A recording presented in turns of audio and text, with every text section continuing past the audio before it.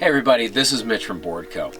Today we are going to be giving you a rundown on ballast placement in surf boats and how Centurion optimizes the ballast placement in their boats to give you the ideal experience while you are surfing and while you are driving a surfer.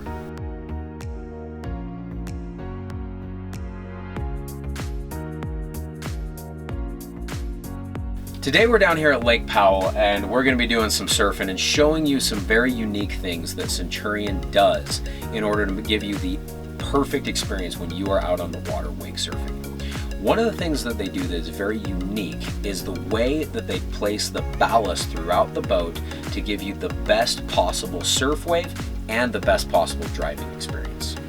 A lot of boats that are out there will have as much as 80% of the total ballast capacity and downforce that is located from the back seat of the boat backwards to the transom. What that does is it creates a great amount of bow rise when you're surfing. So it's difficult to see over the front of the bow. It's really difficult to check in and see what you're doing. It also provides a ton of drag. So you end up with a boat that's going to burn a ton of gas. It's going to be really loud while you're surfing, and you end up with a surf wave that's really short and really steep. Centurion does things a little bit differently.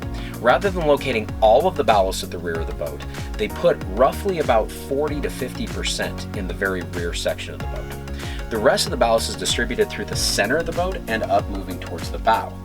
One thing that they do that is very unique is they put extremely long tanks under the floor of the boat, the big ram fill ballast tanks. They go all the way from the transom of the boat, the very rear, all the way up to the front of the windshield right here.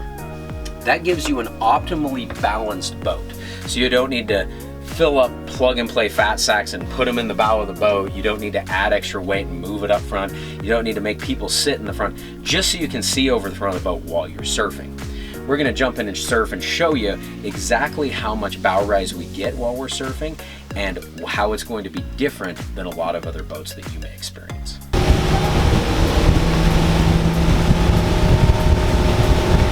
All right, we're all set up now to go out and surf. We've got all of the ballast in the boat. You can see here on my ballast screen, I've got 100% of everything full.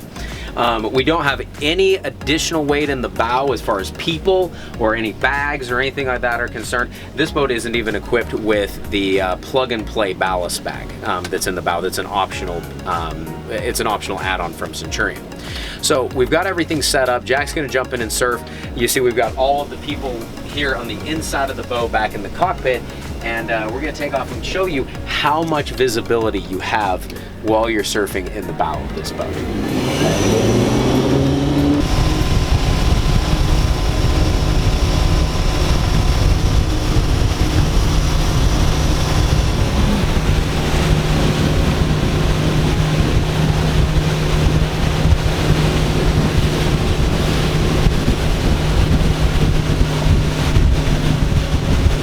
As you can see, I had plenty of visibility while I was here driving. One thing that's of important note is even though I could see over the bow of the boat, I actually wasn't even using the bolster on the driver's seat. So I can flip this up and get even more visibility if I wanted to be able to have a ton of seeing room over the top of the bow and a ton of space.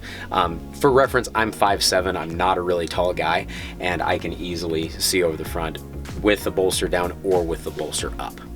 The primary contributing factor to that, like we mentioned before, is the ballast distribution throughout the boats. It's designed to give you great bow visibility, but that's not the true design of why they put ballast in specific locations that they did. The engineers at Centurion want to optimize your wake surf wave, to give you a wave that's really long and has the maximum amount of mass and power possible in a surf wave. By distributing ballast evenly throughout the boat instead of stacking it all in the very back end, we're able to have a wave that doesn't just have a lot of mass and power and size, but that has proper length. And that's why Centurion boats are known for having the longest surfable wave area of any boats out there on the market. Other boat manufacturers don't give you that. They have a ton of weight all in the very back end and get a lot of bow rise. They're even going to the lengths of doing things like adding a bow camera on the front so you can actually see while you're driving because the visibility is so poor that you have to stand up in order to see. We try to make it a better experience, not just for the surfer back behind the boat, but for you as a driver as well. We hope this has been really helpful in giving you the proper information that you want to have. If you have any questions at all, feel free to reach out to us. Check out our website, boardco.com. Subscribe to us on YouTube for more information. Let us know how we can help, and if you have any questions at all, feel free to ask. Thanks a lot. We'll talk to you later.